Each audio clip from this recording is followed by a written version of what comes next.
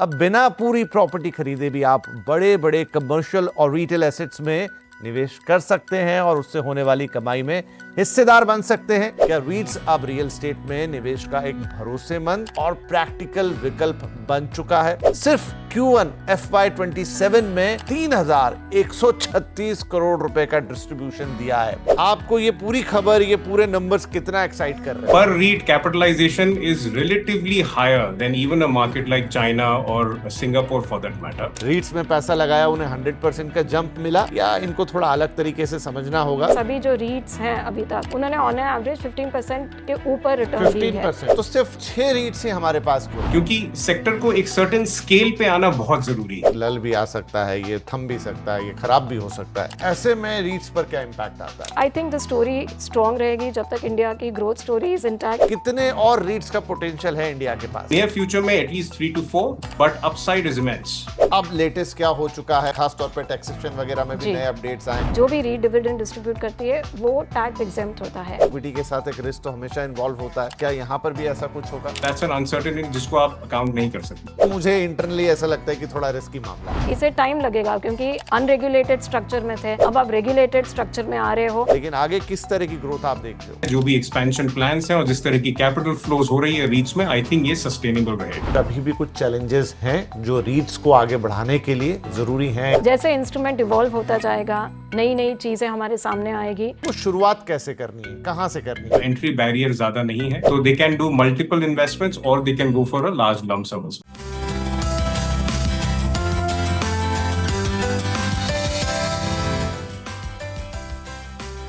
Hello, welcome and बहुत बहुत स्वागत है आपका CNBC आवाज पर। आप देख रहे हैं द रियल एसेट शो और ये है पावर्ड बाय सिग्नेचर ग्लोबल। आपके साथ मैं हूं आपका होस्ट, आपका दोस्त विपिन भट्ट, और बहुत स्वागत एक बार फिर से। और आज बात होगी रीट्स पर। जी हाँ, क्योंकि रियल एस्टेट में निवेश का मतलब लंबे समय तक सिर्फ घर, जमीन या दुकान खरीदना रहा है, लेकिन बदलते रियल एस्टेट मार्केट के साथ निवेश के तरीके भी बदल रहे हैं। अब बिना पूरी प्रॉपर्टी खरीदे भी आप बड़े बड़े कमर्शियल और रिटेल एसेट्स में निवेश कर सकते हैं और उससे होने वाली कमाई में हिस्सेदार बन सकते हैं। यही मॉडल है REIT यानी रियल एस्टेट इन्वेस्टमेंट ट्रस्ट, या सिंपल भाषा में रीट्स का।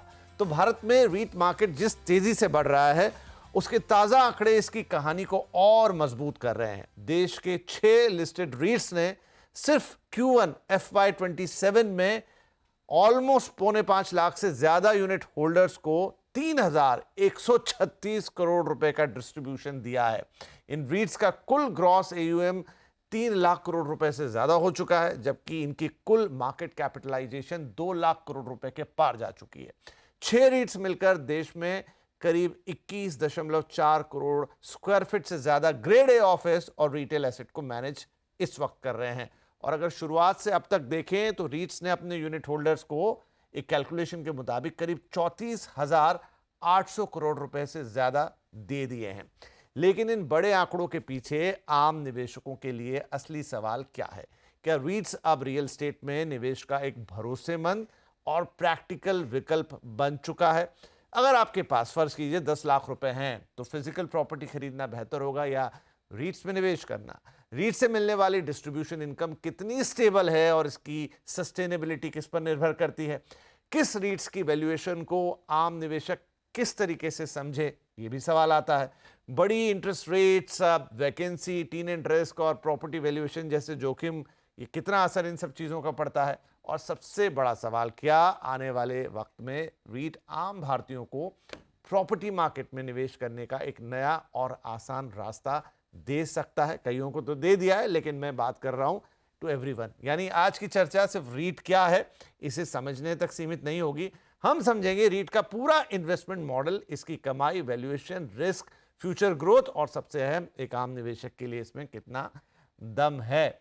तो ये ढेर सारी बातें करने के लिए हमें चाहिएंगे कुछ खास मेहमान, और उसके लिए आज हमने आमंत्रित किया है। हमारे साथ स्टूडियो में मौजूद है प्रीति छेड़ा, CFO माइंडस्पेस रीट और executive committee member Indian रीट्स association. Ma'am, आपका एक बार फिर से बहुत बहुत स्वागत है। और साथ ही जुड़ रहे हैं अभिनव जोशी साहब, CBRE head of research for India, middle east and north Africa, और रीट्स के एक बड़े एक्सपर्ट। तो आप दोनों का बहुत बहुत स्वागत है। चलिए, तो बातचीत की शुरुआत करते हैं। पहला प्रश्न मैम आपसे, जो खबर आई है, क्योंकि ये रीट्स का कार्यक्रम आज हम क्यों कर रहे हैं कि FY27 के Q1 में 3,136 करोड़ रुपए का डिस्ट्रीब्यूशन आया है, और अगर हम क्वार्टर टू क्वार्टर इसको या ईयर ऑन ईयर कंपेयर करें तो शायद ये 126% या कुछ 100% प्लस है, इतना तो है, उसके आसपास का जंप है। ये चीज़ क्या दिखाती है? मतलब मैं इसको ऐसे ऐसे देख लूं कि वाह बहुत सारा पैसा आ गया निवेशकों के हाथ में, जिन्होंने भी रीट्स में पैसा लगाया उन्हें 100% का जंप मिला, या इनको थोड़ा अलग तरीके से समझना होगा? क्योंकि एक और आंकड़ा साथ में है कि पहले 4 रीट्स थे, अब 6 हो गए हैं, तो क्या ये उसके कारण हुआ है? Right. So Vipin ji, thank you यहाँ मुझे बुलाने के लिए। सबसे पहले हम रीट की रिटर्न्स निवेशकों के पास किस तरीके से आती है वो समझना ज़रूरी है। राइट। तो 2 किस्म की इनकम्स आती है उन्हें। सबसे पहले जो डिस्ट्रीब्यूशन हर रीट करती है, जो एक्चुअली सभी कहता है 6 महीने में एक बार होनी चाहिए, बट मोस्टली सब रीट हर क्वार्टर कर रही हैं। So that is number 1। और ये डिस्ट्रीब्यूशन जो इन्हें आती है वो 3 प्रकार की तरह से आती है। एक डिविडेंड आता है उन्हें पास, एक रिटर्न ऑफ कैपिटल आता है, और तीसरा इंटरेस्ट आता है। बट उनमें ना घुस के अगर हम सिर्फ कहें एक टोटल जो पैसे आते हैं उनके पास हर क्वार्टर, तो वो उनकी कंसिस्टेंट इनकम आती है। Okay. अब ये अगर आप देखेंगे, अब से बट 7-8 साल हो चुके हैं जब पहली रीट आई थी इंडिया में, अब ऑफ कोर्स 6 आ गई हैं। तो कंसिस्टेंटली पिछले 6-7 साल में अगर जितना किसी ने समझे आज 300 रुपये में इन्वेस्ट किया है, तो उस 300 रुपये के ऊपर एनीवे 6 से 7% की जो हम यील्ड कहते हैं, या आप समझे फिक्स डिपॉजिट में अगर डाला है आपको इंटरेस्ट मिलता है से 5% 7%, डिपेंडिंग कब आपने डाला हो। सिमिलरली रीट में भी जो ये आप 3,000 करोड़ का आंकड़ा हम बात कर रहे हैं, अगर हम इंडिविजुअल इन्वेस्टर की तरफ से अगर देखेंगे तो ये उनकी इन्वेस्टमेंट पे अराउंड 6 से 7% यील्ड बनती है। जो इन्हें एन्युअली 6 से 7 तो क्वार्टरली मिलते जाता है। सो ऑब्वियसली इरेस्पेक्टिव ऑफ कल अगर नहीं हो और एक रीट आ गई तो वो भी 6-7 देगी। अब ये आंकड़ा 3,500 से 4,000 जाएगा, 4.5 जाएगा, जैसे नई नई रीट आती जाएंगी। बट किसी निवेशक के आंख से अगर हम देखेंगे तो ये अराउंड 6 से 7% यील्ड के आसपास वर्कआउट होती है। किसी की उससे कम होगी, किसी से उसके ज़्यादा होगी, बट ऑन एन एवरेज ये तो मिल ही गया इन्वेस्टर को। बट इसके साथ क्या होता है कि बिकॉज रियल एस्टेट इंडिया में अगर कहीं भी आप, वेदर बैंगलोर में है, दिल्ली में, हैदराबाद है, कहीं भी है, एक अप्रिशिएटिंग एसेट है जिसकी वैल्यू बढ़ती जाती है, और वो रिफ्लेक्ट होता है NAV में।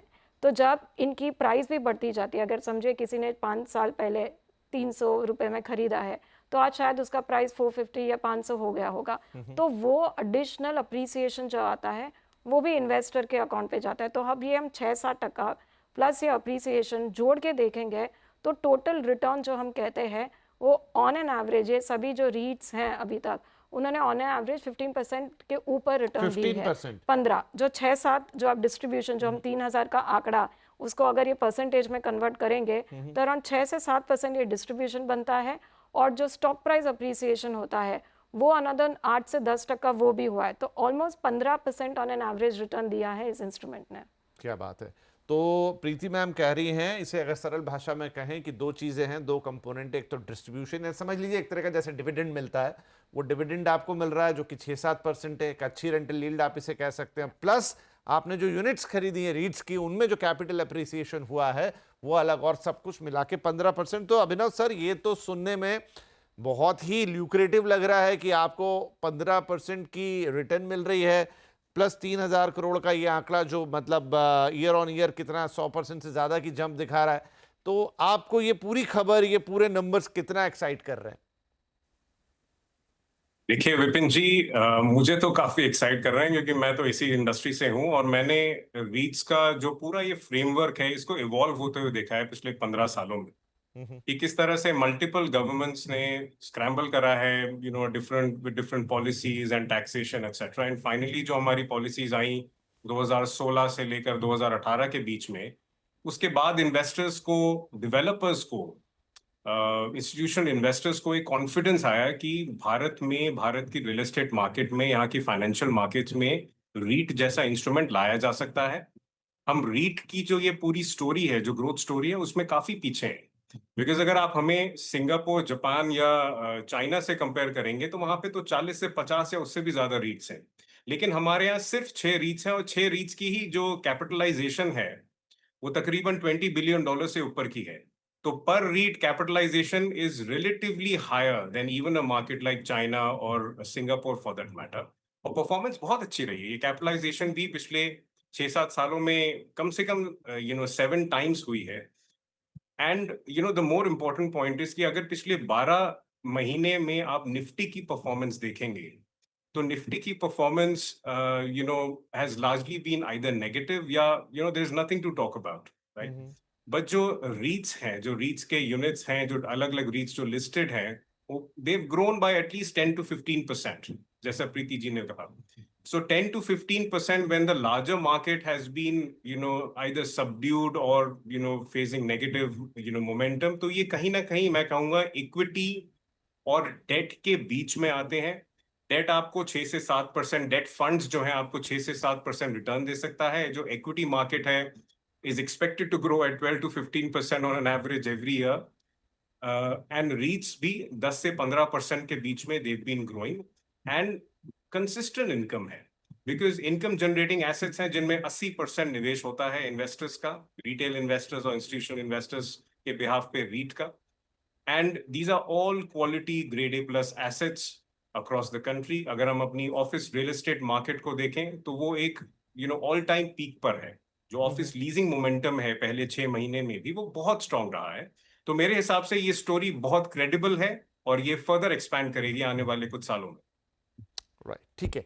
चलिए कुछ डेटा आपको दिखाते हैं। मैं कहूँगा कि वो डेटा प्लीज़ प्रेजेंट करें, वो चार्ट प्लीज़ लेकर आएँ, वन बाय वन उसे चलाएं। हम पिछले अलग अलग क्वार्टर्स को जरा देखते हैं कि रीट्स ने कैसे ये किया है। तो देखिए हम शुरुआत करते हैं Q1 FY25 से। ध्यान से देखिएगा, तब 4 ही लिस्टेड रीट्स थे।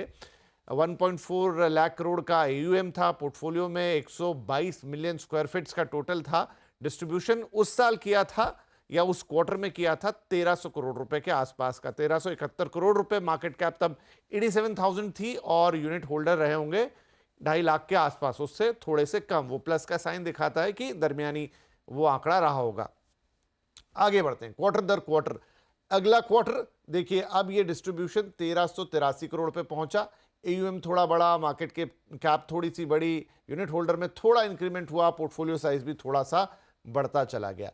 थोड़ा और देखते हैं आगे चलते हुए। क्वार्टर 3 आया, डिस्ट्रीब्यूशन में देखिए आप जंप दिख रहा है। रीट्स अभी भी 4 ही हैं, लेकिन ये 1500 करोड़ को पार कर गया। मार्केट कैपिटलाइजेशन भी ऑलमोस्ट 1 लाख करोड़ को टच करने वाला है। AUM 1.52 लाख करोड़ हो चुका है। यूनिट होल्डर अब धीरे धीरे बढ़ रहे हैं, 2,60,000 के पार चले गए हैं। इसी वित्त वर्ष का जब क्वार्टर 4 आता है तो डिस्ट्रीब्यूशन में एक इंक्रीमेंटल जंप है, 1500 करोड़ से ऊपर गया है, 1550 करोड़ के आसपास। आप सारे फिगर्स में देखिए, सिर्फ एक फिगर जो कि लिस्टेड नंबर ऑफ रीट्स है वो 4 ही है, बाकी हर फिगर धीरे धीरे इंक्रीज हो रहा है। तो ये तो कहानी रही 2025 वित्त वर्ष की। अब 26 आ गया, वहां पर देखिए क्वार्टर फर्स्ट में 1559, थोड़ा इंक्रीमेंटल जंप है, लेकिन मार्केट कैपिटलाइजेशन अब 1 लाख करोड़ के पार निकल चुकी है। यूनिट होल्डर्स में भी 10,000 का इजाफा हो गया है। पोर्टफोलियो 129 मिलियन स्क्वायर फीट पे चला गया है। फटाफट अब हम क्वार्टर 2, 3, 4 चारों के आंकड़े देख लेते हैं। मजा आएगा जब हम 27 में पहुंचेंगे। तो देखिए अभी डिस्ट्रीब्यूशन में बहुत तेज जंप आया। एक नया रीट जुड़ा है, लिस्टेड रीट अब 4 से 5 हुए हैं, लेकिन डिस्ट्रीब्यूशन आप देखिए ना, जो बांटा जा रहा है निवेशकों में पैसा, उसमें ऑलमोस्ट 500 करोड़ रुपए के आसपास से या उससे भी ज्यादा का जंप, 2331 करोड़ रुपए। और ये मार्केट कैपिटलाइजेशन 1.5 लाख करोड़ के पार। और यूनिट होल्डर्स में आप देखिए संख्या 3,30,000 के पार निकल गई है। ये लगभग वैसा ही आंकड़ा जहां 2,500 के आसपास का डिस्ट्रीब्यूशन रहा करोड़ का, और मार्केट कैपिटलाइजेशन अब ऑलमोस्ट 2 लाख को टच कर रहा है। यूनिट होल्डर अब 4 लाख के आसपास पहुंच रहे हैं। क्वार्टर 4 आते आते कहानी ये होती है कि लिस्टेड रीट्स हो गए हैं 5, 2.5 के आसपास वो आंकड़ा बरकरार है। और आपके जो यूनिट होल्डर है वो 4.25 लाख, मतलब लोगों को समझ में आ रहा है कि भाई रीट से पैसा बन रहा है, इधर आइए। और AUM अब 2.72 लाख करोड़ हो चुका है। पोर्टफोलियो 187, मतलब अब ऑलमोस्ट 200 मिलियन स्क्वायर फीट को टच कर रहा है। और जो फाइनल नंबर है हमारे पास, जिसकी अभी हम बात कर रहे थे, द क्वार्टर 1 ऑफ 2027, 3,136 करोड़ रुपए का डिस्ट्रीब्यूशन आया। जरूर लिस्टेड रीट्स हो गए यहाँ पर 6, AUM 3 लाख करोड़ के पार जा चुका है। पोर्टफोलियो जो है वो 200 मिलियन स्क्वायर फीट के पार है। मार्केट कैपिटलाइजेशन भी 2 लाख करोड़ के पार है। और ऑलमोस्ट अब 5 लाख यूनिट होल्डर्स हो गए। तो इसका प्रीति मैम अगर लाइन ग्राफ बनाते तो वो शायद ऐसे ऐसे ऐसे करके जी धीरे धीरे ऊपर की तरफ जी चढ़ता। तो ये नंबर्स और ये प्लेट्स इसीलिए दिखाए ताकि दर्शकों को ये पता लगे कि कैसे रीट्स अब अनफोल्ड हो रहा है। जी जिन्होंने यहाँ तक उस पर ध्यान नहीं दिया, क्या अब वक्त आ गया है कि वो ध्यान दे, क्योंकि ये ग्राफ आगे और भी जा सकता है। एब्सोल्युटली आई थिंक उसमें कोई शक ही नहीं है कि ये इंस्ट्रूमेंट अभी धीरे धीरे लोगों को समझ आना शुरू हुआ है।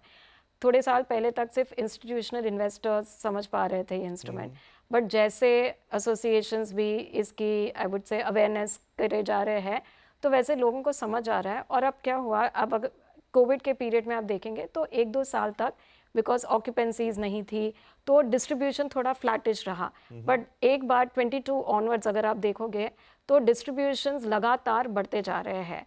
और इसके 2 कारण हैं। एक तो क्या हुआ है कि ऑक्यूपेंसी बढ़ती जा रही है। अब आप अगर ऑलमोस्ट सभी रीट्स देखेंगे, सबकी ऑक्यूपेंसी अब 90-95% के बीच आ चुकी है। अगर प्री कोविड लेवल देखेंगे तो अराउंड 95-96% प्री कोविड लेवल्स थे ऑक्यूपेंसी के। अब ऑलमोस्ट सभी रीट वहाँ पर पहुँच रही है। तो एक सबसे बड़ा कारण वो है कि सबके डिस्ट्रीब्यूशंस बढ़ते जा रहे हैं। और फिर रियल एस्टेट कॉन्ट्रैक्ट्स में क्या होता है, जब भी हम ये बड़ी बड़ी कंपनियों के साथ कॉन्ट्रैक्ट करते हैं, उनमें इनबिल्ट एस्केलेशन होता है। सो हर साल अराउंड 5% उनका रेंट बढ़ते जाता है। तो वो भी डिस्ट्रीब्यूशन में कन्वर्ट होते जाता है कि जितना आपका रेवेन्यू बढ़ेगा उसका अपना डिस्ट्रीब्यूशन भी अकॉर्डिंगली बढ़ेगा। Right. तो वो एक अनदर रीज़न है। और दूसरा, जब इन्फ्लेशन होता है इंडिया में, वेराज ये 5% से इन्फ्लेशन हैज़ बीन हायर, ये 5% से इन्फ्लेशन ज़्यादा होता है। तो जब हमारी कॉन्ट्रैक्ट ख़त्म हो जाती है, से 9 साल 10 साल की कॉन्ट्रैक्ट होती है, तब एक साथ एक बड़ा जंप आता है।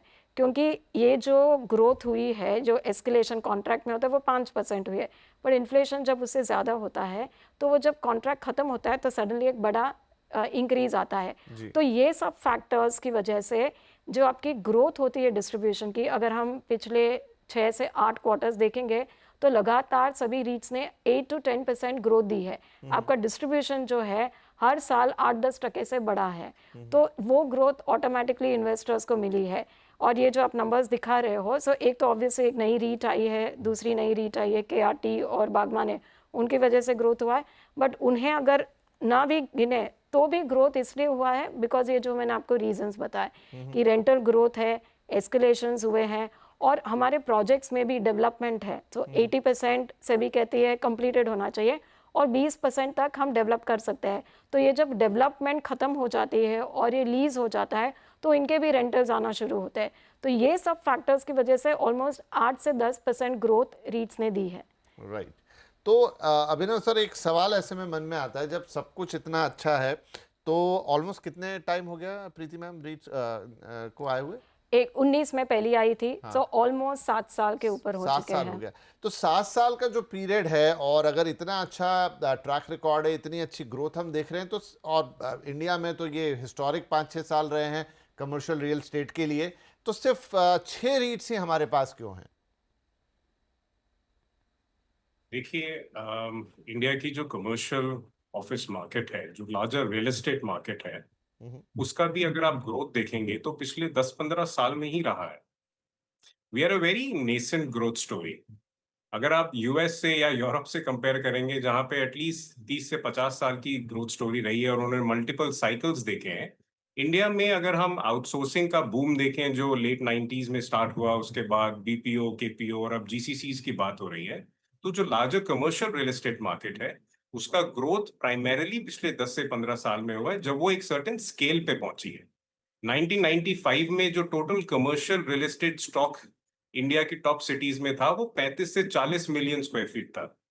वो 2010 में जाकर तकरीबन 300 मिलियन स्क्वायर फीट हुआ, जो अब 1 बिलियन स्क्वायर फीट के करीब है। तो ये ग्रोथ पिछले 10-15 सालों में हुई है। उसके साथ साथ ही जो इंस्टीट्यूशनलाइजेशन रहा है हमारे रियल एस्टेट सेक्टर का, वो भी थोड़ा लेट रहा है, क्योंकि सेक्टर को एक सर्टेन स्केल पे आना बहुत जरूरी है और ट्रांसपेरेंसी भी बहुत जरूरी है। तो पिछले 10-15 सालों में, चाहे आप रेरा की बात कर लीजिए, बैंकरप्सी कोर्ट की बात कर लीजिए, जीएसटी इंप्लीमेंटेशन की बात कर लीजिए, ओवरऑल ट्रांसपेरेंसी भी सेक्टर में बहुत बड़ी है, जिससे इन्वेस्टर्स, खासतौर पे इंस्टीट्यूशनल इन्वेस्टर्स का जो पार्टिसिपेशन है ओवरऑल एसेट एक्विजिशन में, चाहे वो ब्राउनफील्ड एसेट्स हो चाहे ग्रीनफील्ड एसेट्स हो, उनमें काफी बड़ा है और एक इमर्जिंग मार्केट स्टोरी है। पूरी दुनिया में इंडिया फेमस है कि डबल डिजिट ग्रोथ होती है, 7% 8% की जीडीपी हर साल में इजाफा है। तो जाहिर सी बात है, ये एक सर्टेन मोमेंटम है जो अब पिक हो रहा है पिछले 5 से 7 सालों में। अगर आप ओवरऑल हमारी जीडीपी को भी देखें, तो अगर हम $4 ट्रिलियन की इकोनॉमी है, तो वो ज्यादातर ग्रोथ पिछले 5 से 7 सालों में आई है, जब कंसिस्टेंट ग्रोथ रही है।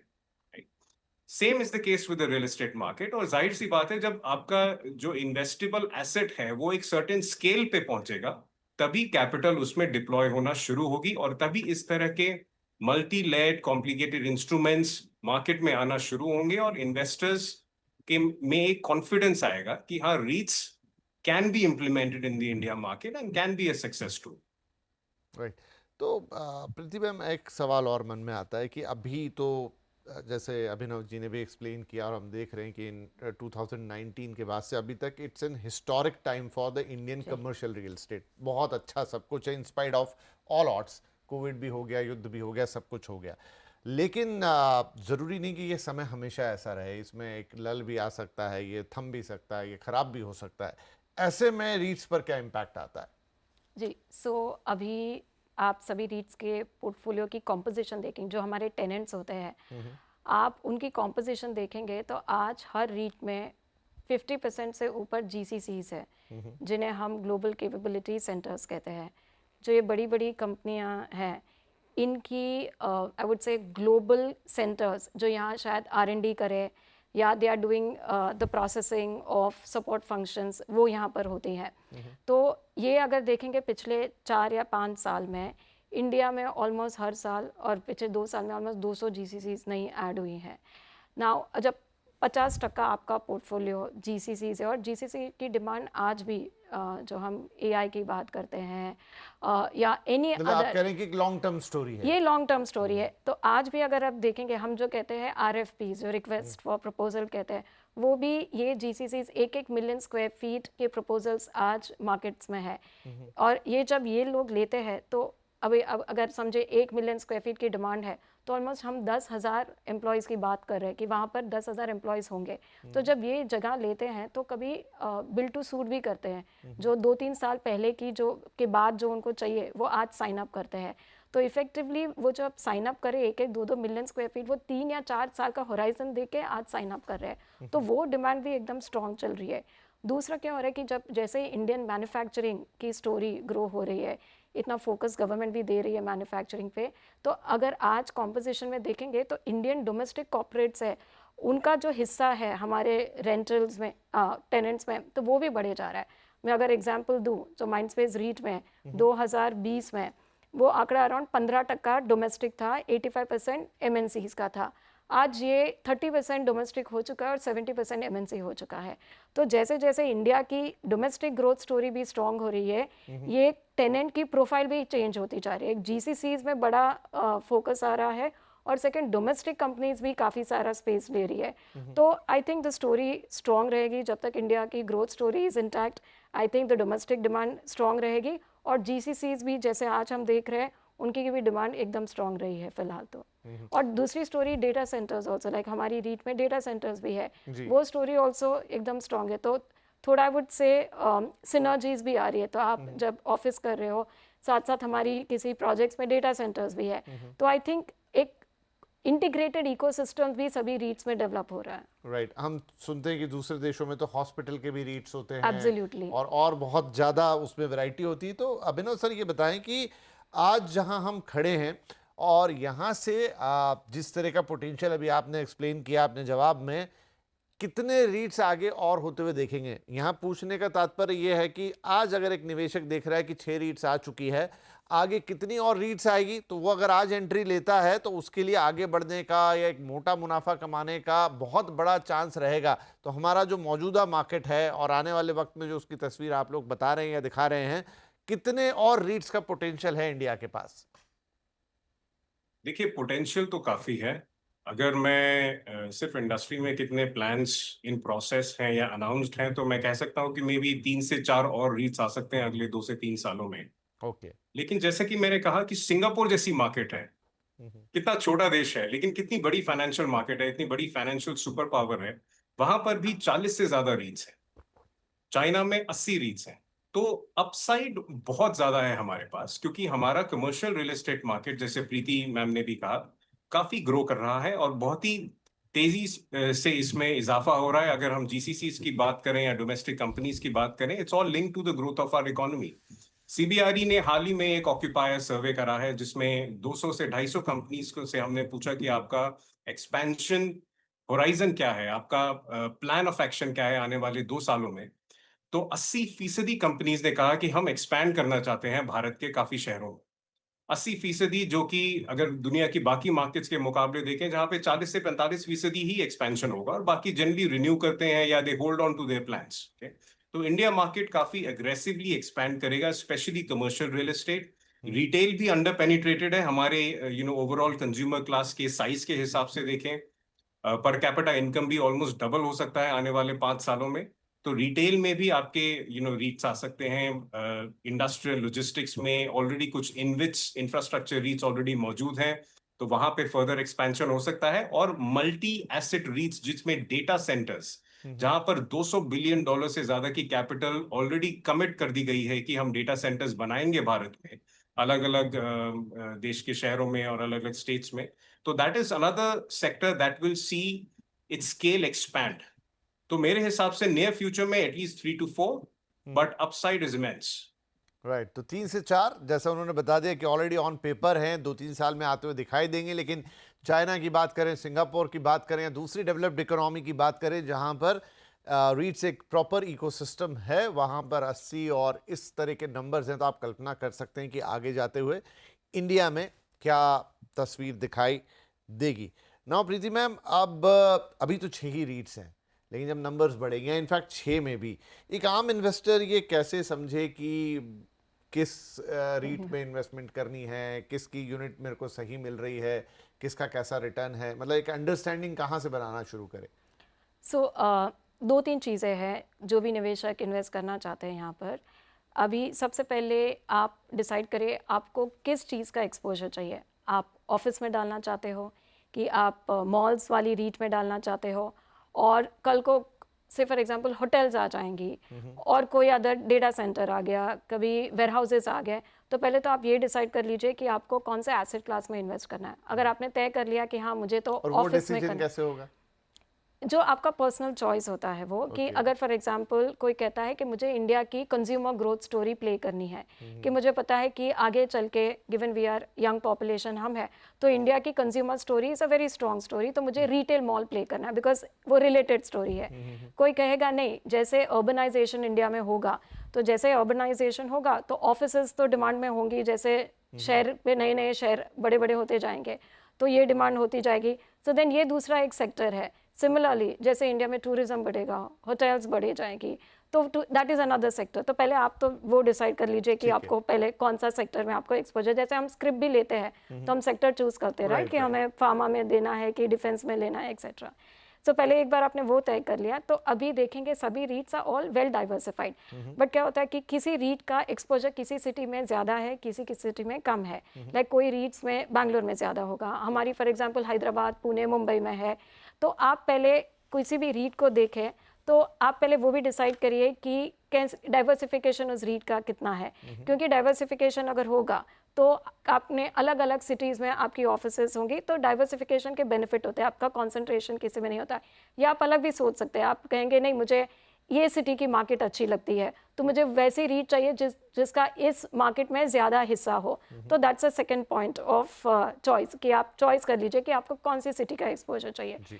फिर आप आइए कि इनकी डिस्ट्रीब्यूशन हिस्ट्री देखिए कि अगर 3-4 साल हो चुके हैं तो कंसिस्टेंटली कितना डिस्ट्रीब्यूशन, यील्ड कितनी दी है उसने, और ग्रोथ बहुत इंपॉर्टेंट है कि क्योंकि आप शायद समझो शुरुआत यहाँ से करें, बट वो रीट कितनी बड़ी हो पाएगी, इंटरनल जो हम ऑर्गेनिक कहते हैं, जो विद इन द पोर्टफोलियो हम कितना रीडेवलपमेंट हो सकता है, कि हमने अनयूटिलाइज FSI हो वो ग्रो किया, या ऑक्यूपेंसी जैसे बढ़ती जाएगी, वो सब इंटरनल कंट्रीब्यूशन होता है। या तो हम अक्वायर करते हैं एसेट, अब हम सब 5-6 साल के बाद सभी एसेट्स अक्वायर किए जा रहे हैं, तो वो ग्रोथ कितनी होगी वो भी काफ़ी इंपॉर्टेंट है।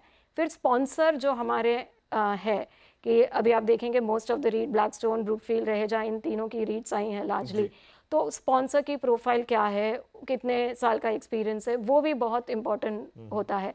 तो आई थिंक ये 3-4 फैक्टर बहुत इम्पोर्टेंट है किसी को डिसाइड करने के लिए। और आजकल तो आई थिंक सेबी ने भी बहुत बढ़िया रोल प्ले किया है।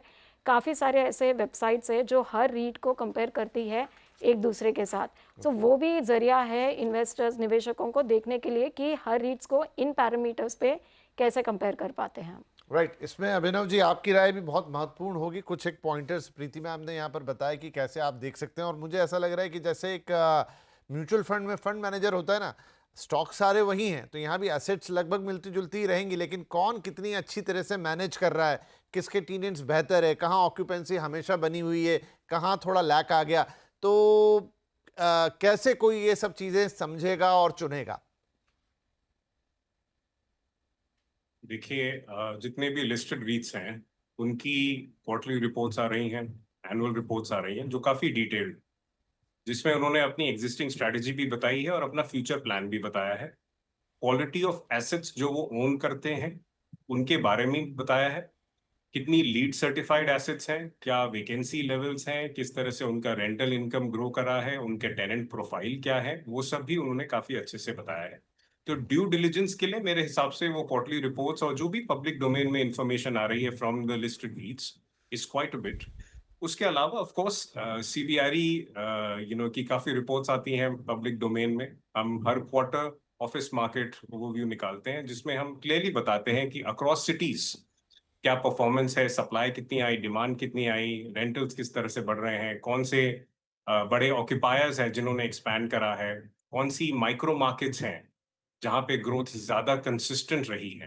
तो आई थिंक इन सारी चीजों को जितने भी इंफॉर्मेशन पब्लिक डोमेन में है, and of course all these public financial market websites जो भी हैं जहां पे they can track the performance of the REIT on the stock exchange, there is enough material available in the public domain कि informed investor सही decision ले पाए।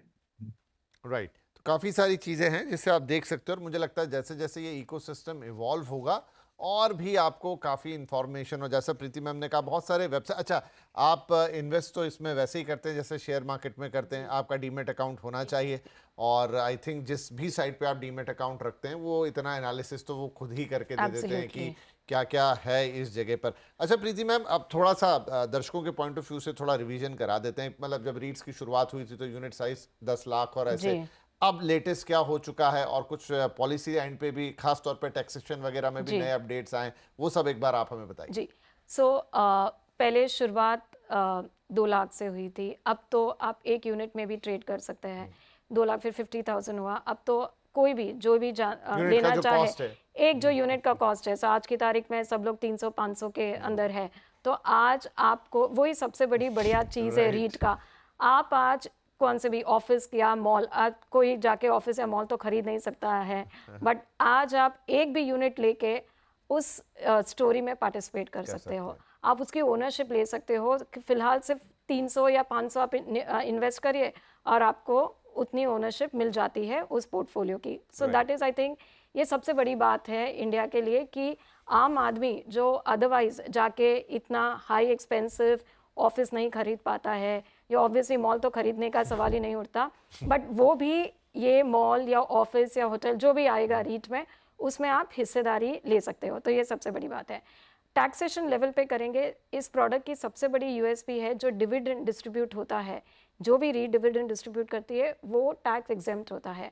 आज अगर कोई normal listed company dividend distribute करती है तो वो यूनिट होल्डर के हाथ में टैक्स देना पड़ता है। वो जैसे भी स्लैब में है उस हिसाब से उन्हें देना पड़ता है। बट जो डिविडेंड हम देते हैं निवेशकों को, उनको उस पर बिल्कुल डिविडेंड टैक्स पे करना नहीं होता है। तो ये सबसे बड़ी पॉइंट है रीट इन्वेस्टमेंट की कि आपको टैक्स नहीं देना पड़ता है डिविडेंड। हम दूसरे 2 कंपोनेंट्स भी देते हैं जो अगेन, एक हम आरओसी करके जो रिटर्न ऑफ कैपिटल देते हैं, वो भी आपको जब मिलता है टैक्स देने की ज़रूरत नहीं है, आप सिर्फ आपके एक्विजिशन कॉस्ट से उसको कम कर दीजिए। अब अगर हम देखें जो रेगुलेटरी चेंजेस हुए हैं पिछले 1 साल की मैं बात करूं, तो सबसे बड़े 2 चेंजेस हुए हैं। एक तो जो अभी फ़िलहाल हुआ है वो है कि एक ओल्ड टैक्स रेजिम था, कॉम्प्लिकेट करने के बिना ओल्ड टैक्स रेजिम में हम हाई टैक्स पे करते थे, 29 to 35 के बीच पे करते थे। अब गवर्नमेंट ने हमें नए टैक्स रेजिम में आने दिया है और ये जो डिविडेंड टैक्स एग्जेम्पशन पहले नए टैक्स रेजिम में नहीं था, वो भी अलाउ हो चुका है। तो वो बहुत बड़ी बात है रीट के लिए, और उससे हमारे डिस्ट्रीब्यूशन में भी बहुत हेल्प होगी। तो ये एक बड़ा चेंज है। सेकेंड है सिर्फ रीट्स को, पहले रीट्स जैसे अभिनव जी ने भी कहा, ये एक ऐसा इंस्ट्रूमेंट है जो डेट और इक्विटी के बीच में, हम इन्हें हाइब्रिड सिक्योरिटीज कहते हैं। बट जो म्यूचुअल फंड इन्वेस्टमेंट के लिए इन्हें सभी ने इक्विटी क्लासिफाई किया है। तब उससे क्या बेनिफिट होता है कि हम इंडाइसेस में आ जाएंगे। आप देखते हैं निफ्टी 500 है, निफ्टी 150 है, रियलिटी इंडेक्स है, तो उनमें अभी तक किसी रीट को आना पॉसिबल नहीं था बिकॉज हम इक्विटी नहीं थे। अब ये क्लासिफिकेशन के बाद हम इंडेक्सेस में जो भी क्वालिफाई होता है वो आ जाएगा। तो उनसे क्या होता है, जो पैसिव मनी है, एक एक्टिव मनी है और एक पैसिव मनी है। जो फंड मैनेजर्स जो इंडेक्स फॉलो करके जो इंडेक्स में स्क्रिप्ट है उसी हिसाब से इन्वेस्ट करती है, जिसे हम पैसिव मनी कहते हैं, वो पैसिव मनी अब यहाँ आना शुरू करेगा। तो लिक्विडिटी बहुत इंप्रूव होगी, और जब लिक्विडिटी इंप्रूव होती है तो वो निवेशकों के लिए बहुत हेल्पफुल होता है। हाँ, तो उससे यूनिट कॉस्ट जो है वो करेक्ट, मतलब कैपिटल अप्रिसिएशन से जो बढ़ेगा वो बढ़ेगा, लेकिन Correct. अब जिस पैसिव मनी के फ्लो की आप बात कर रहे हैं वो आ रहा है, तो वो भी एनएवी को करेक्ट हेल्प करता है। बिकॉज लिक्विडिटी जब स्टॉक में इंप्रूव होती है तो उसकी प्राइस भी अकॉर्डिंगली इम्पैक्ट होती है। तो that's also very positive development जो रीट के लिए हुई है। राइट।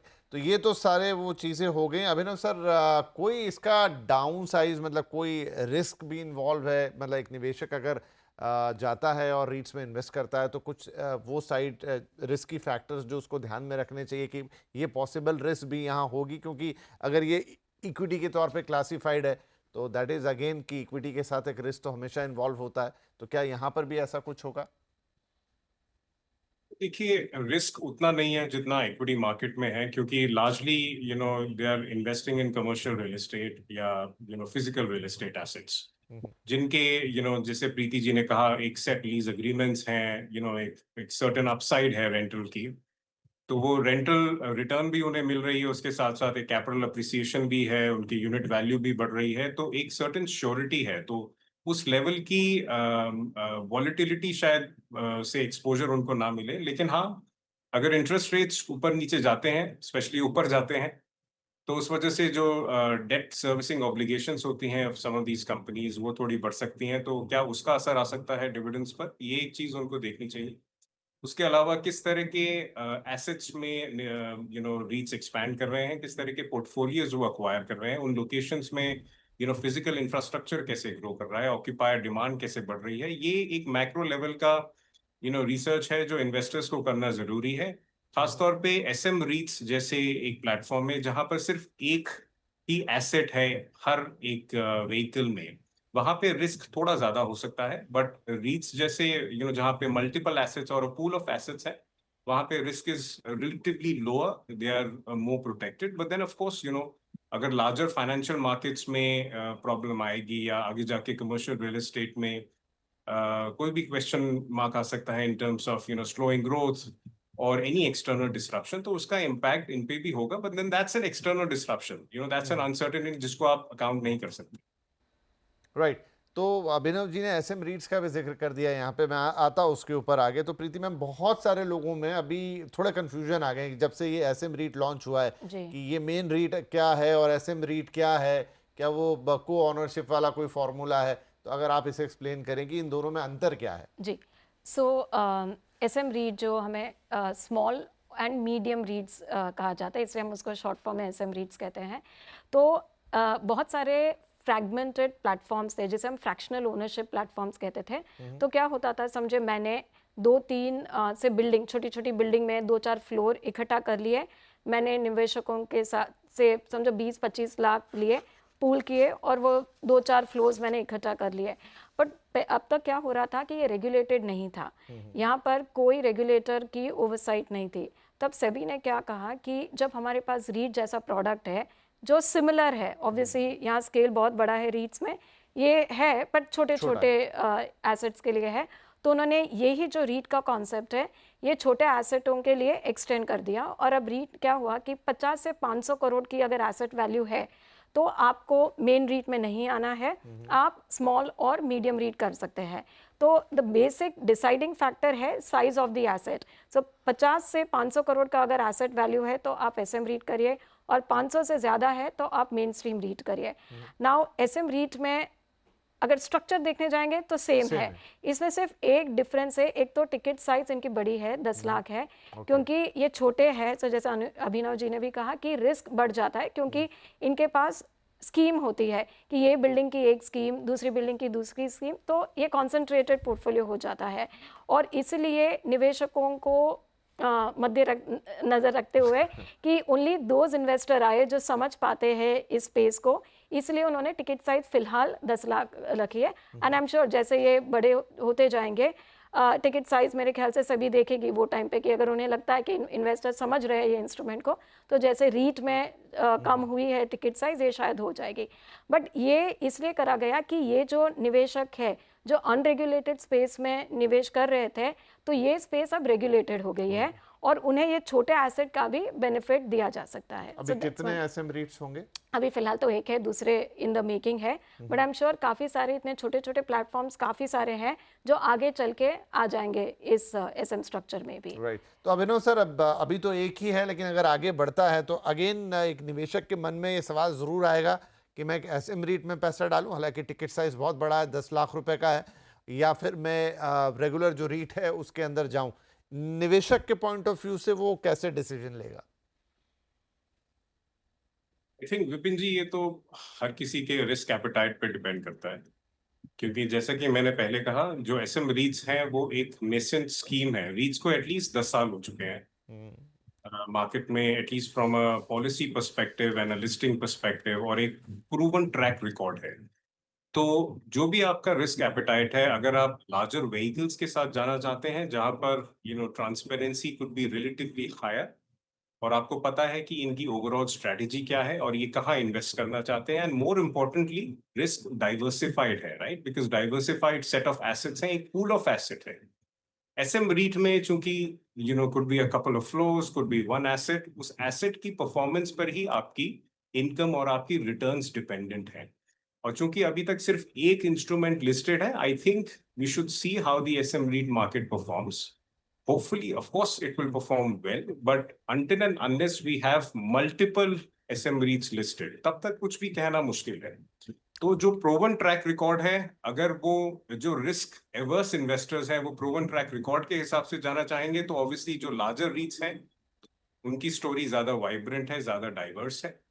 उसके मुकाबले जो ज्यादा रिस्क ले सकते हैं या जिनके पास कैपिटल है to allocate to a new instrument that's come in the financial market, तो वो definitely SM REIT में with proper due diligence समझने के बाद निवेश कर सकते हैं। तो ये risk appetite पे डिपेंड करता है। राइट।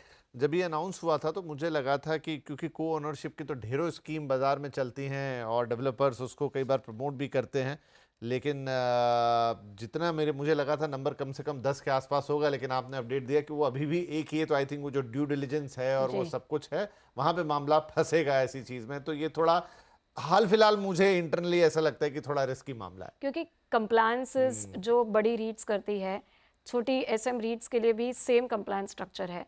तो जब छोटी रीट को इतना बड़ा कंप्लायंस करना पड़ता है तो उनको रेडी भी होना पड़ेगा पहले। तो इसलिए इसे टाइम लगेगा, क्योंकि आप अनरेगुलेटेड स्ट्रक्चर में थे, अब आप रेगुलेटेड स्ट्रक्चर में आ रहे हो, तो आपको वो प्रिपेयर करके फिर आना है, क्योंकि कंप्लायंस तो जिस दिन आप लिस्ट हो जाएंगे आपको नेक्स्ट डे से कंप्लायंस लागू हो जाएंगे। तो पहले आपको फुल तैयारी करके आपका पूरा बैक एंड स्ट्रॉन्ग करना होता है, फिर आप मार्केट में आओगे। इसलिए ये आएंगी, बट इसे टाइम लगेगा, थोड़ा टाइम लगेगा, और इंटरेस्टिंग होगा जब आएंगी तो किस तरह का परफॉर्मेंस इनसे निकल कर आता है। अच्छा, एक और सवाल था जो मैंने नोट भी किया था, जैसे इंटरेस्ट रेट हो गए, बोरोइंग कॉस्ट हो गई, रीट के डेट हो गए, इन सारे फैक्टर का जो डिस्ट्रीब्यूशन है, जो यील्ड है, उसके ऊपर किस तरह का या कितना फर्क पड़ता है? जी, सो डेट एक इम्पॉर्टेंट कंपोनेंट है। अब आप रीट देखेंगे तो हर क्वार्टर हमें रेंट जितना मिलता है, हमारे खर्चे निकाल के जो बचता है हम सब डिस्ट्रीब्यूट कर देते हैं मोस्टली। सेबी हमें कहता है 90% डिस्ट्रीब्यूट करें नेट कैश फ्लो का, बट मोस्टली हम ऑलमोस्ट क्लोज टू 100% डिस्ट्रीब्यूट कर देते हैं। सो नाउ क्वेश्चन ये आता है कि आगे चल के जब हमें पोर्टफोलियो ग्रो करना है, कि हमें केपेक्स इनकर करना है, कि नए एसेट पोर्टफोलियो के अंदर बिल्ड करना है, तो उसके लिए पैसे कहाँ से आएंगे? तो दो जरिए हैं पैसे के, या तो हम डेट ले या तो हम वापस इन्वेस्टर्स के पास जाके इक्विटी रेज करें।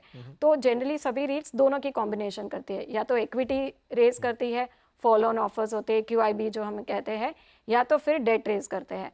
सो डेट एक इम्पॉर्टेंट कंपोनेंट होता है हमारे ग्रोथ स्ट्रैटेजी के लिए। और ऑब्वियसली जब हम डेट लेते हैं तो इंटरेस्ट भी आता है, तो इंटरेस्ट एक इम्पॉर्टेंट कंपोनेंट है। नाउ अब क्वेश्चन है कि जब इंटरेस्ट रेट बढ़ते हैं तो इसके अलग अलग स्ट्रैटेजीज रीट फॉलो करती है। अब हम देखेंगे मोस्ट ऑफ द रीट्स पहले जो SPV लेवल पे डेट लेती थी, अब मोस्टली सबने रीट लेवल पे डेट लेना शुरू कर दिया है। अब रीट लेवल पे जब हम डेट लेते हैं, हम capital market, debt capital market में जाते हैं और बॉन्ड इश्यू करते हैं। और ये generally bonds fixed instrument bonds होते हैं। तो अगर आज हमने समझे 3 साल या 5 साल या कभी कभार 10 साल के बॉन्ड्स करते हैं, तो हमारी इंटरेस्ट रेट जो है लॉक हो जाती है। तो और हम इसलिए करते हैं कि बिकॉज ये इंस्ट्रूमेंट ऐसा है जो हमें कंसिस्टेंट डिस्ट्रीब्यूशन करना होता है, तो हम ज़्यादा ऊपर नीचे नहीं चाहते हैं कि वो डिस्ट्रीब्यूशन में हो। तो जब हम 3-5 साल तक लॉक कर लेते हैं और मार्केट आगे पीछे भी होती है, हमारा इंटरेस्ट कॉस्ट नहीं हिलता है।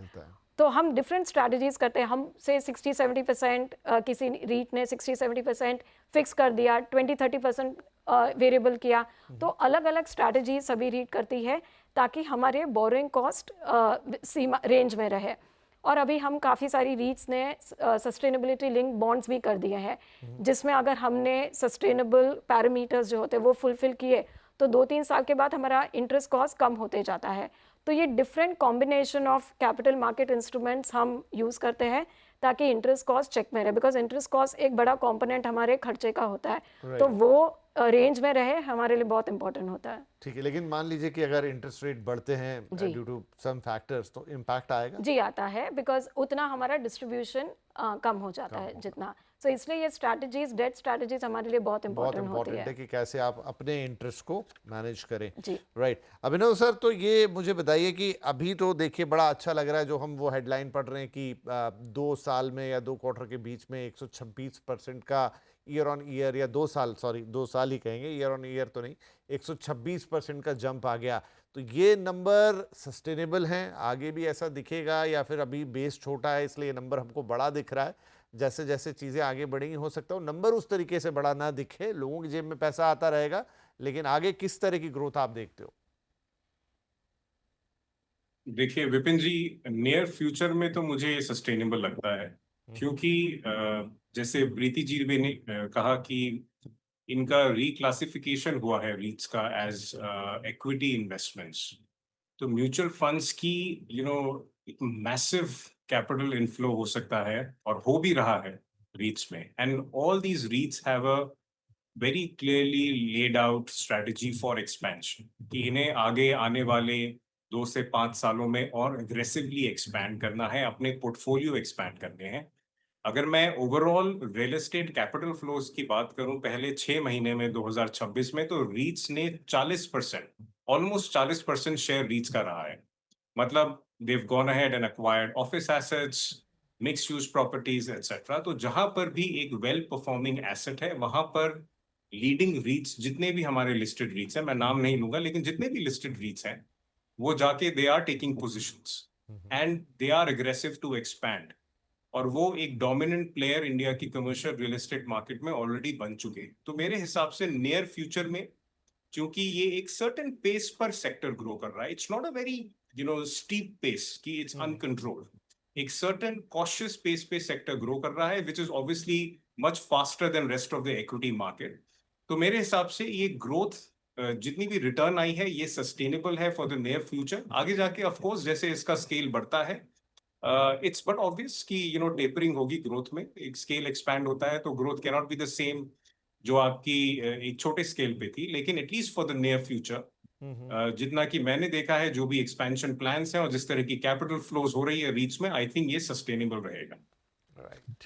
तो प्रीति मैम, आप ये बताइए कि जब रीट्स इंट्रोड्यूस हो रही थी तो उसके सामने कई चैलेंजेस थे और आपने अपडेट दिए वक्त वक्त के साथ। टैक्सेशन की खूब बात होती थी कि ये अगर ये टैक्स स्ट्रक्चर नहीं रहा तो फिर रीट्स का मतलब नहीं है। धीरे धीरे वो ईज आउट होता रहा, कुछ और रिफॉर्म्स आए, आपने कहा सेबी का, गवर्नमेंट का, सबका सपोर्ट रहा, क्लासिफिकेशन बदला, सब कुछ हुआ, सब कुछ हो गया, या फिर अभी भी कुछ चैलेंजेस हैं जो रीट्स को आगे बढ़ाने के लिए ज़रूरी हैं, या आप मतलब डिमांड करते हैं या नियर फ्यूचर में देखते हैं कि अगर उन पर भी कुछ बात हो जाए या वो रिजॉल्व हो या उनमें कोई अपडेट हो तो फिर रीट्स के लिए ये और बेहतर होगा? सो ये यंग इंस्ट्रूमेंट है और जैसे ये इंस्ट्रूमेंट मैच्योर होता जाएगा कभी हम ये नहीं कह पाएंगे कि हाँ ये सब हो चुका है। जैसे इंस्ट्रूमेंट इवॉल्व होता जाएगा, नई नई चीज़ें हमारे सामने आएगी और हम गवर्नमेंट के पास, सभी के पास आते जाएंगे। लाइक फॉर एग्जांपल मैं आपको एक एग्जांपल उदाहरण देती हूँ कि जो से इन्वेस्टमेंट्स है, से इंश्योरेंस कंपनी से, पेंशन फंड से, उन्होंने शुरुआत की 2-3 साल से हम देख रहे हैं कि काफ़ी सारे फंड्स वहाँ से भी आ रहे हैं। बट अगर आज इंश्योरेंस कंपनी देखे तो उनकी एक लिमिट होती है, वो 3% से ज़्यादा रीट की इक्विटी में नहीं डाल सकते और 3% से ज़्यादा डेट में नहीं डाल सकते। अब काफ़ी सारे इंश्योरेंस कंपनी ऑलरेडी 3% तक आ चुके हैं बिकॉज सभी ने रीट्स इन्वेट्स में इन्वेस्ट किया है। तो अब हम इंश्योरेंस अथॉरिटी के पास जा रहे हैं कि आप ये लिमिट बढ़ा दीजिए ताकि और ज़्यादा पैसा इस इंस्ट्रूमेंट आ सके। एक अच्छा इंस्ट्रूमेंट है जो ग्रोथ भी दे रहा है, डिस्ट्रीब्यूशन दे रहा है, जो जनरली इंश्योरेंस कंपनी को रेगुलर इनकम भी चाहिए होती है, तो इनके लिए अच्छा इंस्ट्रूमेंट है। तो अब हम वापस इंश्योरेंस अथॉरिटी के पास जाएं कि आप ये लिमिट बढ़ा दीजिए। तो जैसे जैसे ये प्रोडक्ट इवॉल्व होता जाएगा वैसे रेगुलेटरी चेंजेस भी शायद हमें लगेंगे और अभी तक बहुत अच्छा सपोर्ट रहा है बोथ गवर्नमेंट के साथ और सभी के तरफ से।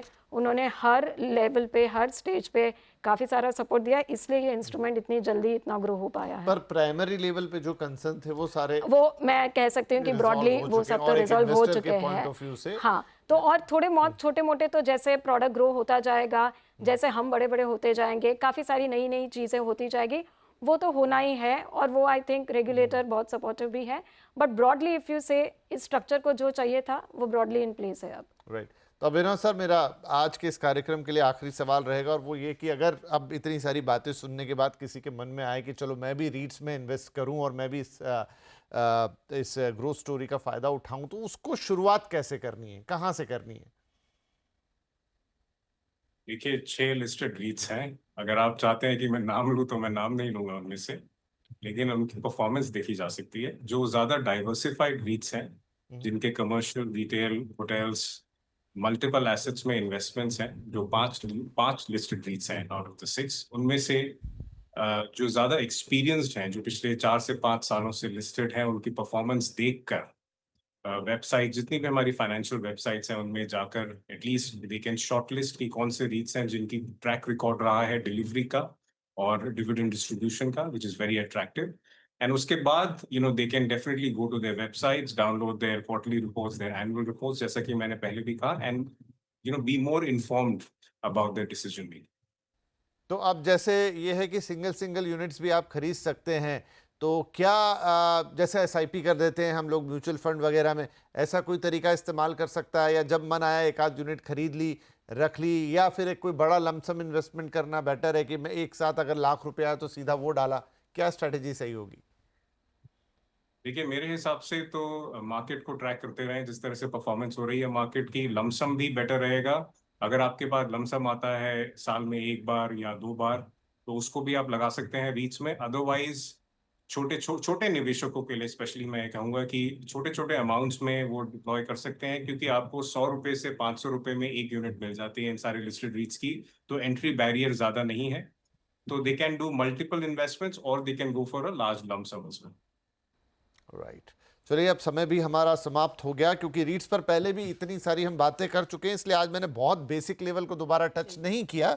बट इनफैक्ट जितना एक निवेशक के लिए आज भी अगर कोई जीरो से भी स्टार्ट कर रहा है तो उसको जितनी बातें समझनी चाहिए उतनी बात तो आज भी हो गई। और फिर ये जो नंबर्स आए हैं ये ग्रोथ स्टोरी को भी बयां करते हैं, काफ़ी ल्यूक्रेटिव रखते हैं। आगे कैसे चलेंगे ये देखने वाली बात होगी, लेकिन फिलहाल अब लग रहा है कि रीट्स ने एक जो अपनी ज़मीन है वो हिंदुस्तान के अंदर बना ली है।